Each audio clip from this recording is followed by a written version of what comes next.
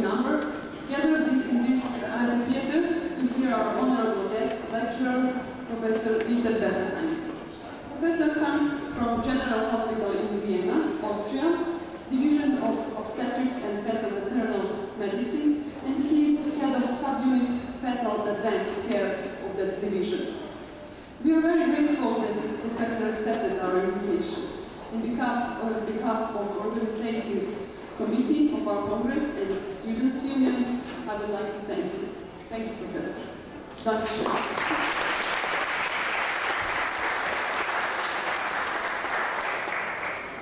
Today, we have an opportunity to hear new but also historical details about ultrasound technology, the most frequent fetal malformations, and some medico-legal problems directly from an eminent and immensely experienced professor.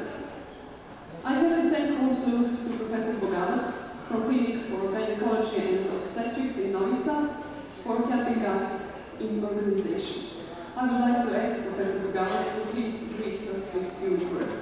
Enjoy the lecture. Thank you.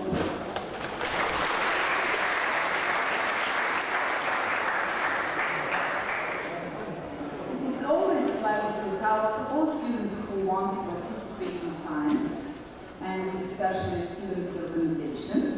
And I want to thank Professor Dieter Bettelheim from Austria, who is an eminent professor and specialist in prenatal diagnostic, for coming.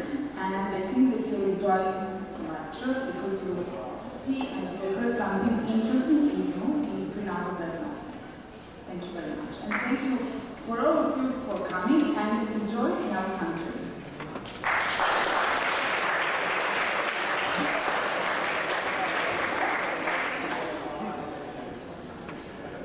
Ladies and gentlemen, thank you for this very warm welcome. Thank you for being so kind to me that I'm allowed to give a talk concerning prenatal diagnosis. When did it all begin? The first ultrasound was done in 1822. A Swiss engineer and a mathematician tried to find out what's the matter with the speed of sound underwater. And they were able to measure the speed from the sound which came from an underwater bell. This underwater bell was struck by a gunpowder explosion. And the ignition and the sound of this ignition could be heard 10 miles away. This was the first time when ultrasound was used. What happened in the night of 19th April in 1912, 20 minutes before midnight? The MS Titanic hit an iceberg and sank, and a lot of people died, and the film was done. And this was also a very important thing, because from this time on, the submarine signal company began to be important, and they tried to find technical ways to detect icebergs. And 2 years after the catastrophe of Titanic took place, the first functioning echo ranger was patented in the US. And it's very interesting when you read the last words. This detector was able to find an iceberg in a distance of 2 miles, although it couldn't precisely determine where it was. This was 1914. In later years, they started to use ultrasound for medical problems. The first use of ultrasound was in the detection of failures of parts of steel. And in 1946, an Austrian neurologist began to experiment with ultrasound technique, and the first obstetrician who used ultrasound was Professor Whiteoak from the second university Frauenklinik in Vienna. And he started in around 1965. As long as I live, I was born in 1964, they started to use ultrasound in obstetrics. And they used a vaginal scanner, and even 47 years ago, Whiteoak was able to find fetal heart action around the 6th week of pregnancy. And 4 years later, he developed an instrument to carry out an invasive test, to carry out amniocentesis a little bit more safe by using a transducer with a central hole. And this was the beginning of interventional ultrasound. This is an ultrasound machine we are using today. A highly sophisticated, very, very fast computer where it is possible to see pictures of a very bright quality and high density pictures and a very good resolution. The number of publications in medical literature will increase. The first publication was done in 1958, and here on this curve you see how much more frequent scientific work was. Here you see the first picture of a fetal head. It was done in 1968. Stuart Campbell wrote a paper, An Improved Method of Fetal Cephalometry. And you see here the parietal diameter. And on the other hand, you see a picture from today, much more better and three-dimensional visualization of a fetal face, which enables the parents to get into a very intensive contact with their unborn baby. Ultrasonography is a non-invasive method which is harmless both to the mother and to the fetus. We are using high-frequency sound waves, and they are, we use them to make very good images from the echoes, which are the result of different tissues and organs. Very good discrimination can be done between liquid and solid structures. Therefore, it's obvious that a fetus which is inside the uterus, who is covered by amniotic fluid, can be visualized very good. The developing embryo can first be visualized at about 5 to 6 weeks after the first day of the last menstruation. And the best time to take a look at fetal anatomy is around the 20th week of gestation. In the following pictures, you see how it all begins. You see in the middle of the uterus an echo-poor structure. It's the amniotic sac. And here you see the first structure in this amniotic sac. It's called yolk sac. In German we call it Dottersack. And here is embryo at around 7 or 8 weeks of gestation. Until the 9th week, we are used to say embryo, and after the 9th week, we call it fetus, because at around the 9th week, the fetal period starts. What are the main times you should perform ultrasound?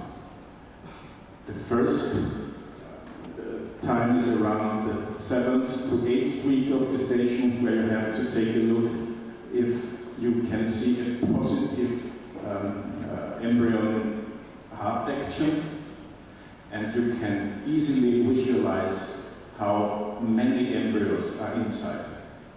And you can see if they are inside the uterus or if there is an extrauterine pregnancy. The second important time to do ultrasound is between the 11th and 14th week of gestation, because at this time you're able to see a structure. It is called nuchal translucency.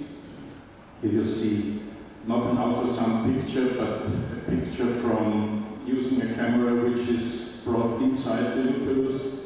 You see a fetus around 12 weeks of gestation, and you see that there is a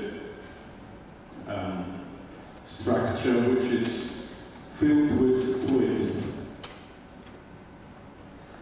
And Sir Langton Down said in 1866 that the skin is too large for the body, and he also realized that the fetal nose might be a little bit smaller in cases that trisomy 21 exists.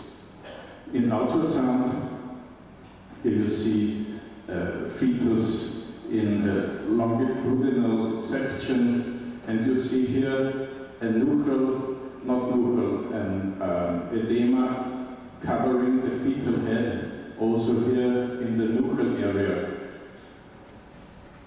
Here you see a nuchal translucency, which is of normal size.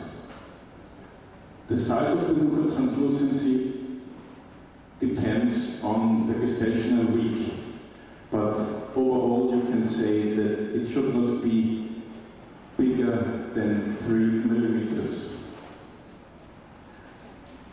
Another picture from a nuchal translucency. And with this technique, you are able to calculate the risk. You are able to calculate the risk for trisomy 21 or for other chromosomal anomalies, trisomy 13 and 18. And when you combine the measurement of nuchal translucency with the measurement of some hormones in the maternal blood, you can enlarge your detection rate up to 90% for fetuses with trisomy 21. And you could improve it a little bit more if you add some additional markers, as the visualization of the nasal bone of the fetus. You can measure the blood flow in the ductus venosus. You can measure the blood flow in the artery of the liver, and you can take a look at the blood flow around the tricuspid wave. And if you do that, you can enlarge your certainty of this test up to 96% by having a false positive rate up to 2.5%. But we may never forget, this is only risk calculation. And if a woman is at risk after this test, you should talk to her that the next step might be an invasive procedure. Prenatal diagnosis is testing for diseases or conditions in the embryo or a fetus before it is born. The aim is to search for the normal, but sometimes you detect malformations, chromosomal anomalies, or genetic diseases. It's our job to identify pregnancies which are at risk, so that we can schedule the delivery in a tertiary center of care where baby and mother can receive appropriate care. And we have a variety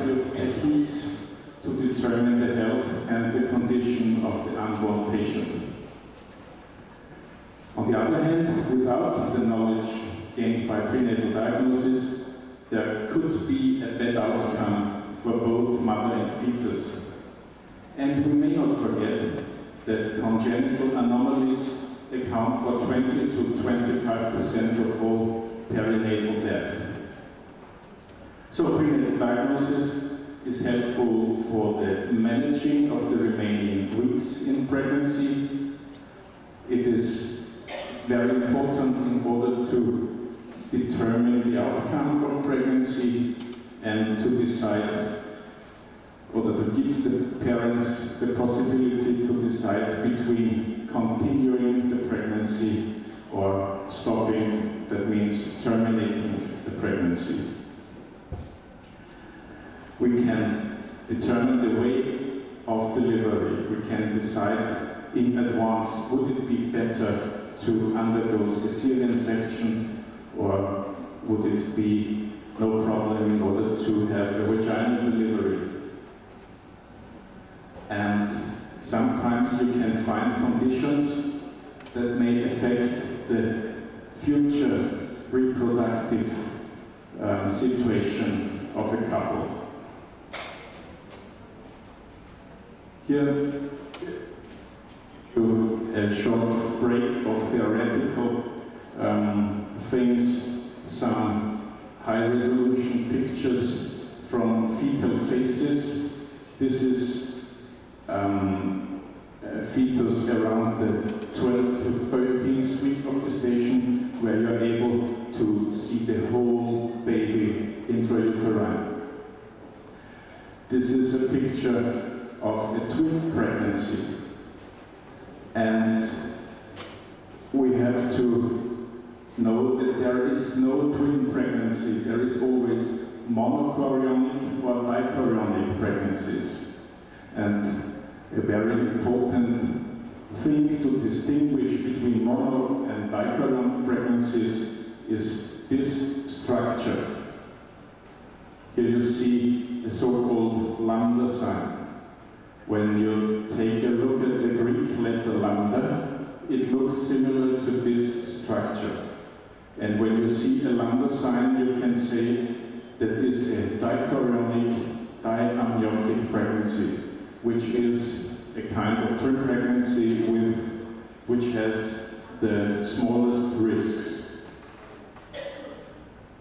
Another picture, a special kind of three-dimensional surface rendering, enables us to take a careful look at the vertebral column and the ribs of an unborn patient.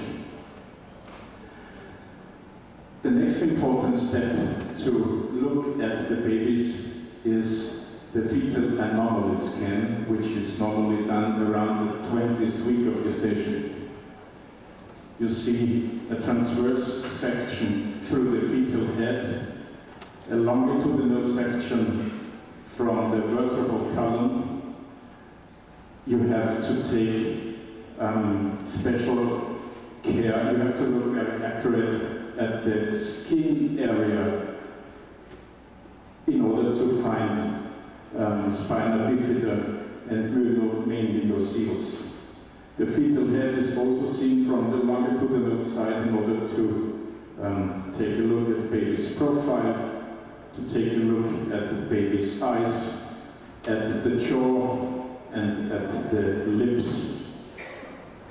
On the right hand, you see a transverse section through the fetal thorax, where you can look at the fetal heart. Around the 20th week of gestation, you are able to make a detailed fetal echocardiography. In the fetal belly, you see the stomach as a fluid-filled round space. You can have a look at the fetal abdominal wall, where you see the umbilical cord going in and outside, and you see that there is nothing else, no abdominal wall defect. Also, the limbs can be seen. Malformations have a different prevalence. because the prevalence of malformations depends on the way a woman became pregnant. When you use artificial techniques to become pregnant, as ICSI or IVF, the prevalence is a little bit higher than it is when natural conception took place. And here you see how high the prevalence is concerning the different organs. In the late 90s, there was the Univ study. In the Univ study, they took a look at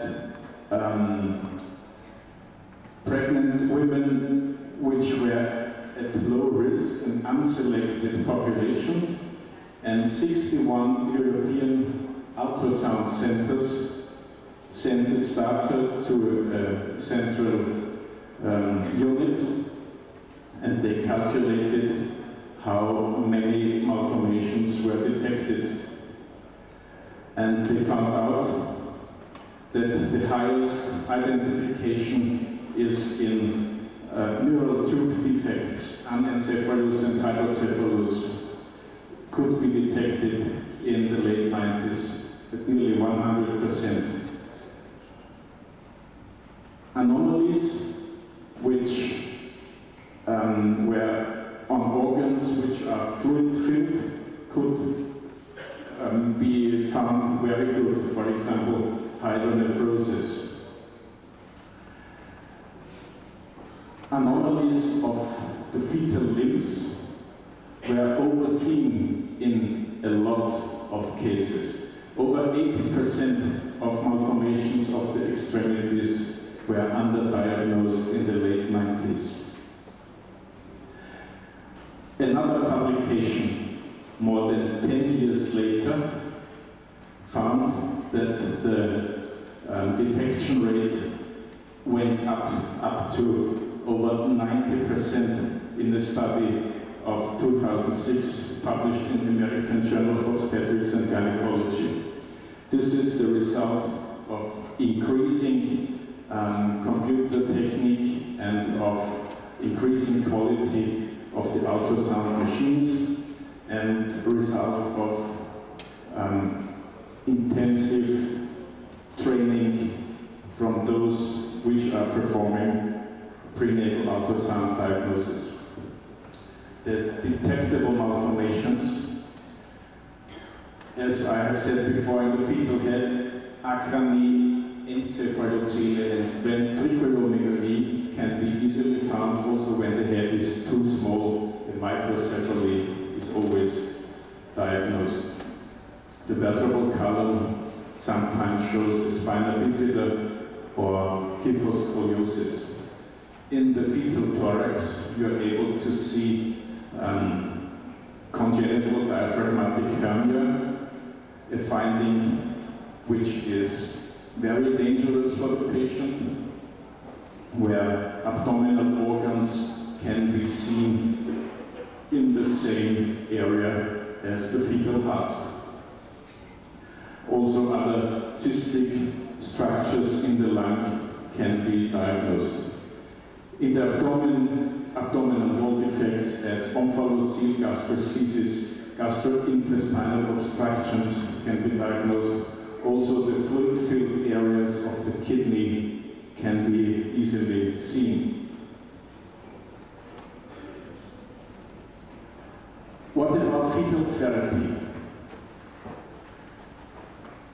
The implementation of routine ultrasound screening led to the fact that in most developed countries, the number of fetal conditions which are not normal are increasing.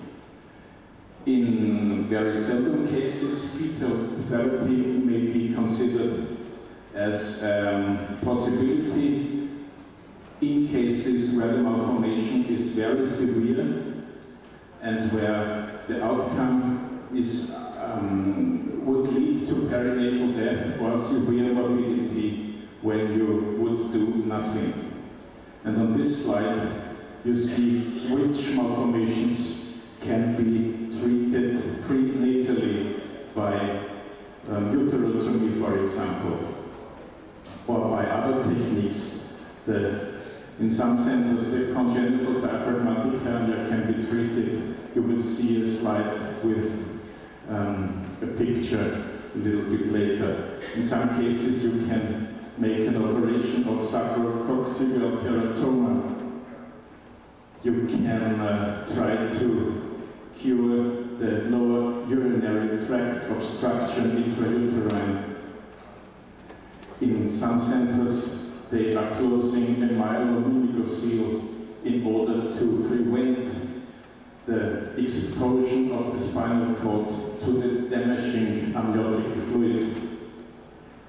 But the results are a little bit better, but not so good that you have to put high intensity to bring patients to the units in America where they perform these kind of operations.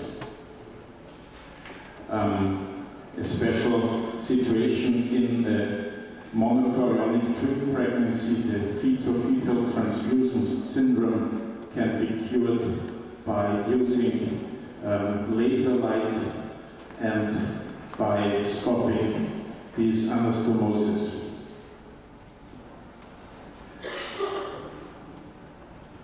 Intrauterine therapy, yes or not?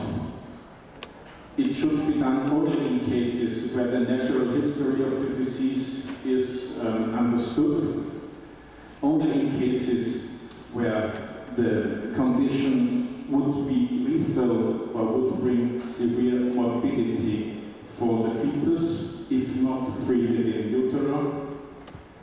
The fetal intervention should be partly corrective, and the results should be comparable with those obtained from following postnatal treatment. Fetal therapy can be implemented with the aim to stabilize the effects of the anomaly on fetal development or to cure the disease itself. But there is still uncertainty regarding long-term morbidity and uncertainty concerning the possibility for fetal therapy to change the risk of perinatal death into that of severe handicap. Therefore, it must stay the woman's choice for termination of pregnancy as an alternative to fetal therapy. Here you see how they cure the congenital diaphragmatic hernia. By a fetoscope, they bring a small balloon into the trachea. When you plug the trachea, you increase you increase the pressure inside the lungs. And when you are increasing the pressure inside the lungs, you are increasing the pressure inside the thorax, and you can bring the organs which are herniated from the abdomen, you can bring them back to the abdomen and enable the lungs to develop. But it is very important that this balloon has to be removed at the time shortly before the baby will be delivered. You can remove it either by another fetoscopic procedure, or you can remove it by bringing a needle inside and pulling the fluid out of the balloon so that the baby is enabled to breathe after delivery.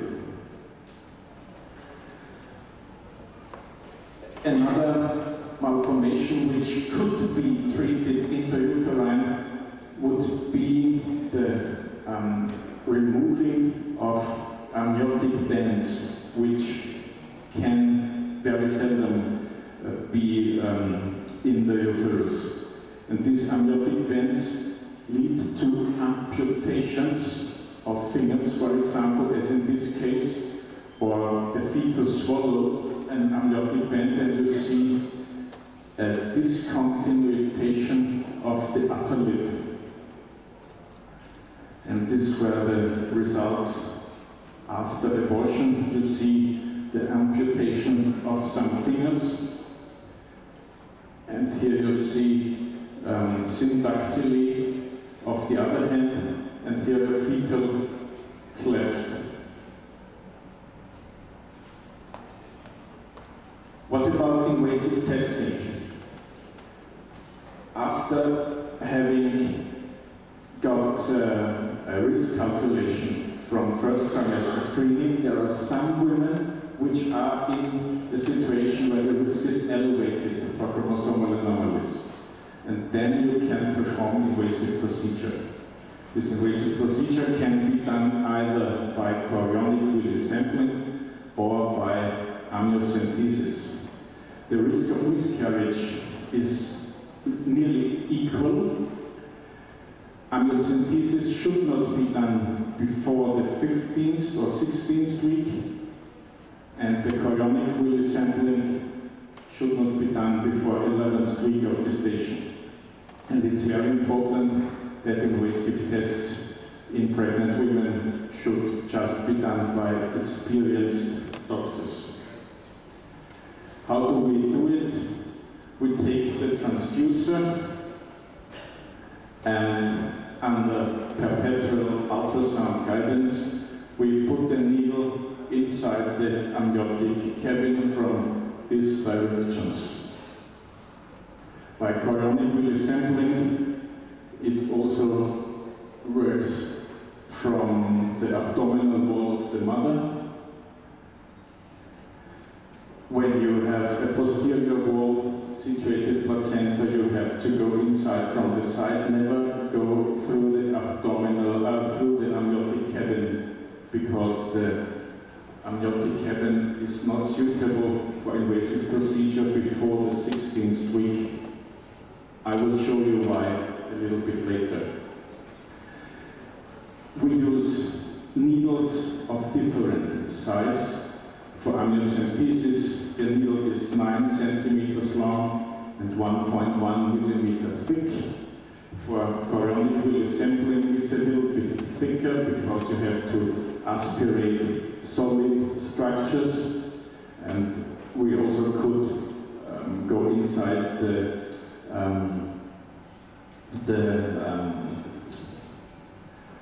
umbilical vein, and then we make a chordocentesis, and then the needle has to be a little bit thinner and longer. All needles have a special shape. They are extremely sharp in order to go through all structures without much pressure. This is the result of chorionic villus sampling. This is the way the small parts of the placenta look like, and this is the way they look under the microscope. And from these structures you are able to detect the chromosomes of the unborn patient, and using a special kind of technique which is called fluorescence in situ hybridization, we are enabled to find the most common chromosomal anomalies, trisomy 21 or trisomy 18, within 48 hours. On this slide, there is a comparison between the procedure-related risk in chorionic villus sampling compared to amniocentesis. Amniocentesis, they mean early amniocentesis, before the 16th week, and these numbers show us that before the 16th week the risk of amniocentesis is too high. Also, the possibility of developing talipes is higher when you do the amnio before the 16th week. If you would perform the chorionic villus sampling before the 72nd day of pregnancy, the risk of limb reduction is also a little bit higher. Now we go through some ultrasound pictures. On the left side you see a normal transverse section through the fetal thorax. You see that the size of the heart is roughly 1/3 of the whole thoracic area. If the situation is like this, there is no cardiomegaly. If you put some color, some Doppler signals, you see the pulmonary vessels. It is also possible to detect normal breathing and swallowing movements of the unborn patient. The babies drink and inhale amniotic fluid. This is very important because without amniotic fluid, lung maturation cannot take place. And on this video you see the breathing movements of a baby.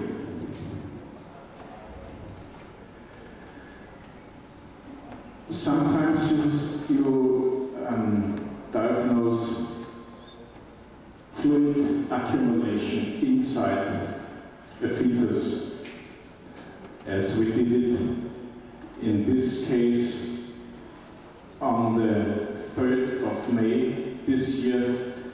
A small fluid accumulation between the fetal liver and the abdominal wall, 3.7 millimeters. 2 days later, 20 millimeters. The reason in this case was an infection with parvovirus B19. And if a fetus shows intra-abdominal fluid accumulation, it is a characteristic sign of fetal anemia.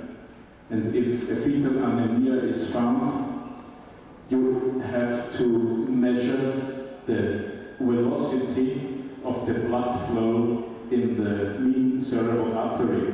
And if the velocity is also higher, you can be sure that fetal anemia is existing, and then you have to perform a caudal centesis in order to save the baby's life. And here is a video of caudal centesis. The needle is coming from this side, passing through the placenta, and is inserted in the umbilical cord, in the umbilical vein.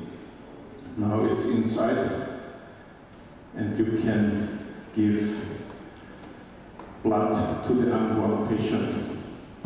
In the cases of parvovirus B19 infection, a single blood transfusion is enough to save baby's life. In the cases of rhesus situation, you have to do caudal centesis several times.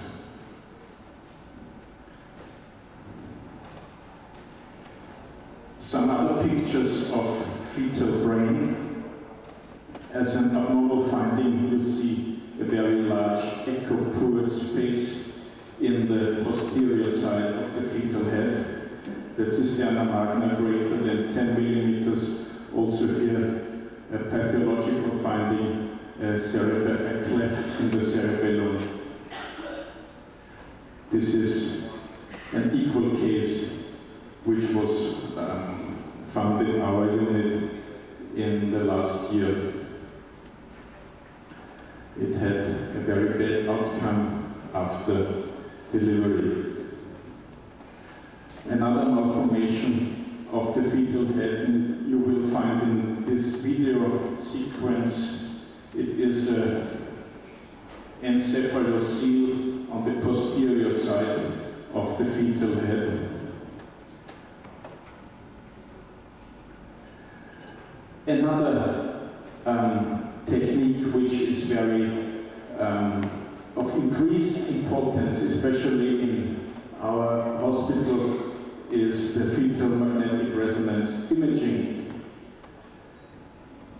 Professor Preyer, which is the head of is, in my opinion, one of the leading experts in fetal magnetic resonance imaging. Fetal magnetic resonance imaging is also a harmless method to visualize unborn patients. And as you see on this slide, we have a fetus in the 31st week of gestation, and we can see the whole baby by using fetal magnetic resonance imaging. By ultrasound, it would only be possible to see parts of such a big fetus. And the reason why we performed magnetic resonance imaging is the fact that a congenital diaphragmatic hernia was seen by ultrasound. And in ultrasound we saw that bowel loops can be visualized in the fetal thorax, and also in magnetic resonance imaging, same finding was seen. Here you see pictures of normal brain development in the 30th week. And even in diagnosing SONOGRAPHY malformations, magnetic resonance imaging is much more better than ultrasound, especially the development of the fetal brain of Curie and Sulci can be much more better seen by magnetic resonance imaging because a different technique is used. Ultrasound is limited because the bony structures of the fetal head cannot give us the optimal visualization of the fetal brain.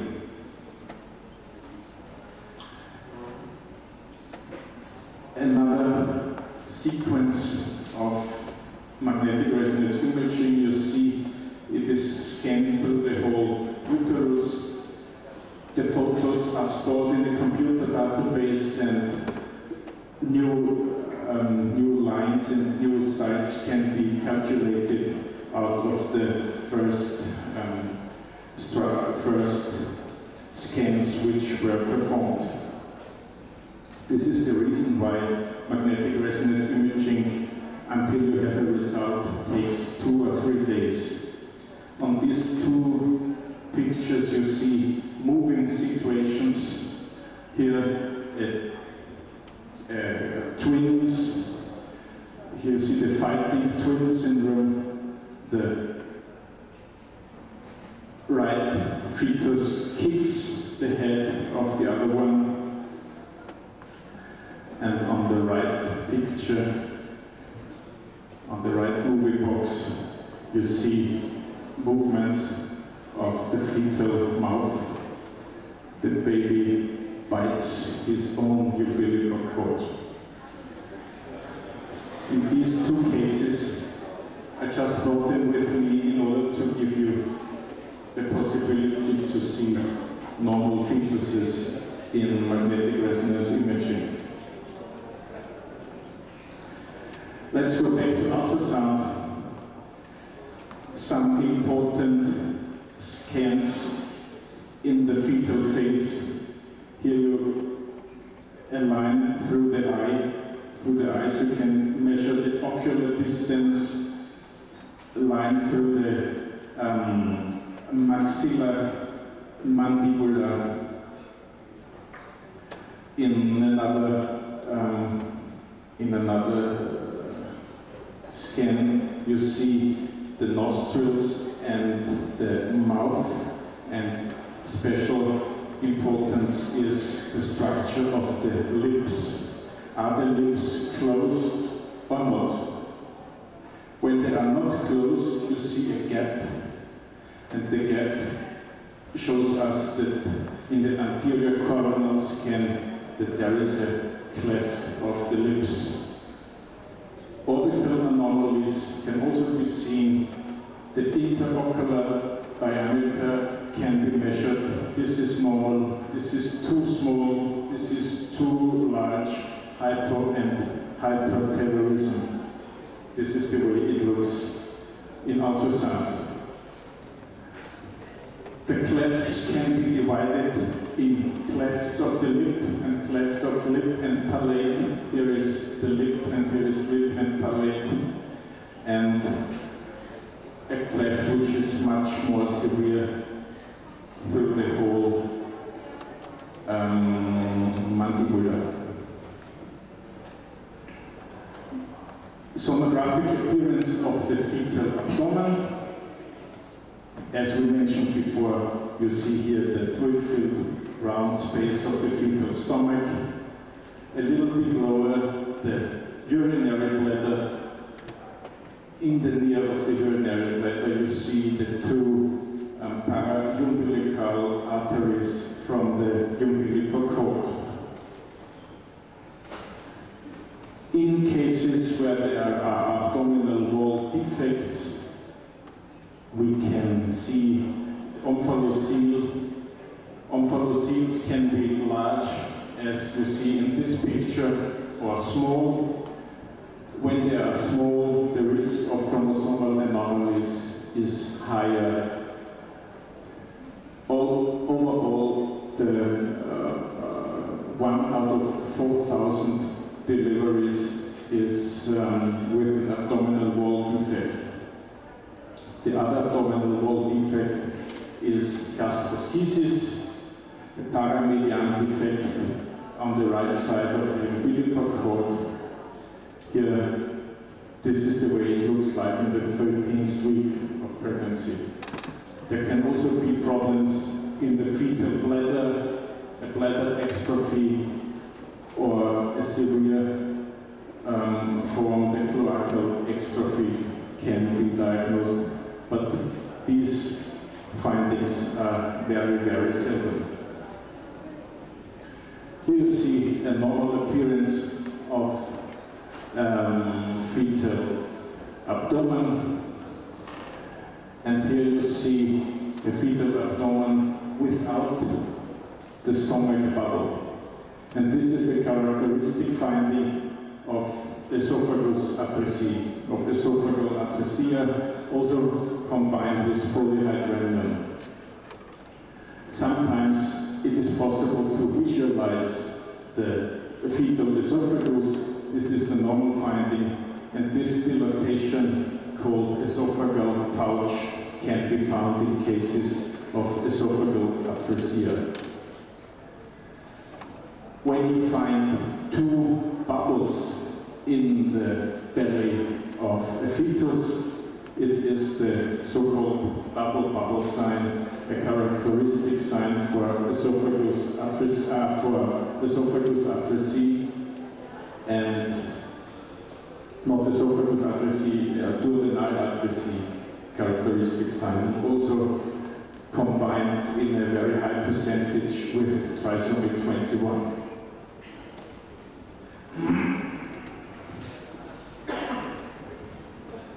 There are other possibilities of echo-poor structures in the fetal abdomen. When the fetal sex is a girl, it is most probably an ovarian cyst when it's in the rear of the fetal bladder. There are also pseudocysts of meconium and splenic cysts, but they are a little bit more seldom. Now we come to the fetal brain. This is the basic examination. You see normal middle echo and normal intracephalic structures. The posterior horn has to be 10 millimeters maximum. It should not be more than 10 millimeters. Because when tracheomegaly is very frequently associated with other intracerebral anomalies as schizencephaly or intracerebral bleedings. The once is dilated, the worse it is. Over 15 millimeters, we have a high risk of neurological problems.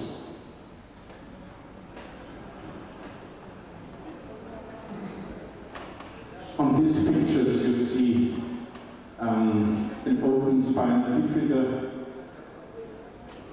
You see that the shape of the fetal head looks very similar to a lemon, therefore it is called lemon sign, and the cerebellum has the shape of a banana sign. And these are the two leading sonographic findings in a neural tube defect. Often you see changes in the fetal head without the possibility of detecting a hole in the vertebral column, because the hole might be very small, below 5 millimeters, and then it cannot exactly be seen by ultrasound. This is when the spinal bifida is diagnosed before the 22nd week of gestation. It might be that the hole in the vertebral column is too small to diagnose it. But the changes of the shape in the fetal head are characteristic and can be found in every case.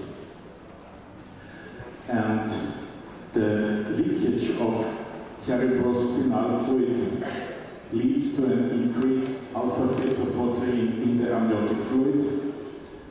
The change pressure in the neural tube leads to a shrinking subarachnoidal space, which leads to a displacement of the cerebellum, obstruction of the false ventricle, and finally a hydrocephalus. Another very severe and seldom malformation of the fetal brain is the holoprosencephaly, which also has a severe malformation of the fetal face. As you can see, there are no eyes, no real nose, and a structure which is called proboscis, and the characteristic monoventricle in the fetal brain. Very often this finding is combined with trisomy 13. There is detailed photos of the vertebral column in its very low section around the os sacrum. Here a myelomeningocele and here a myelocele. This is the longitudinal and this is the transversal finding in ultrasound. Also, the Blake's pouch cyst, the prolapse of the forced ventricle, is easily diagnosable malformation in the fetal brain. And on this slide you see the Dendy-Walker continuum. The more the fetal brain is changed, the higher the risk for neurological problems. Around the kidneys, you see a structure of the lower fetal abdomen. Beside the vertebral column, you see two structures. These are the kidneys, and here is the bladder. And in this picture, you see one normal kidney, and on the other side you see nothing, which can be interpreted as kidney. Also, the blood flow only goes to one side. Here is one arteria renalis and missing on the other side.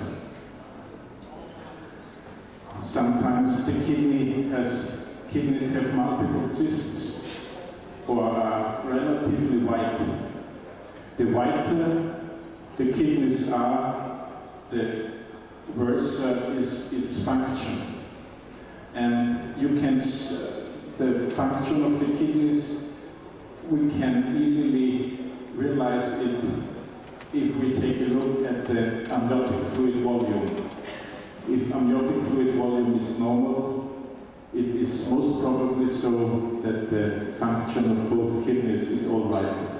If amniotic fluid volume is reduced or completely missing, the function of the kidneys is not existing. And if the function of the kidneys is not existing, it's a severe problem, because as I've told you before, without amniotic fluid, lung maturation is impossible.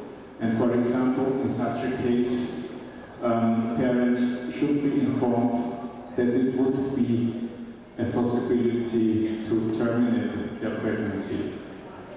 After the diagnosis of chromosomal anomalies and after the diagnosis of severe malformation, without realistic chance of correction after delivery, termination of pregnancy could be a solution, but no doctor will tell the mother, you have to terminate your pregnancy. It's always the decision of the mother or of the parents what should be done. And you have to give the patient enough time to think about it. You have to give psychological support. You have to inform the patient after the 20th week that a fetocide can be performed. In our unit, after the 22nd week, the information concerning fetocide has to be much more intense. Because we should prevent the birth of a living baby which carries a severe malformation or a chromosomal anomaly, so that we put a chemical structure with a needle in the heart of the fetus, which leads to the immediate stop of the fetal heart action. And we do this because of humanitarian, ethical, medical and forensic reasons. And before we do such a procedure, we have to look for a second opinion of another experienced sonographer. This procedure may just be done in tertiary centers for prenatal care. It has to, the parents have to have sufficient time to think about, and every case should be monitored in a register. In the year 2010, we had 15 cases where this way was done. It's very hot outside. I'll show you a picture of my country during winter time. Thank you very much for your attention.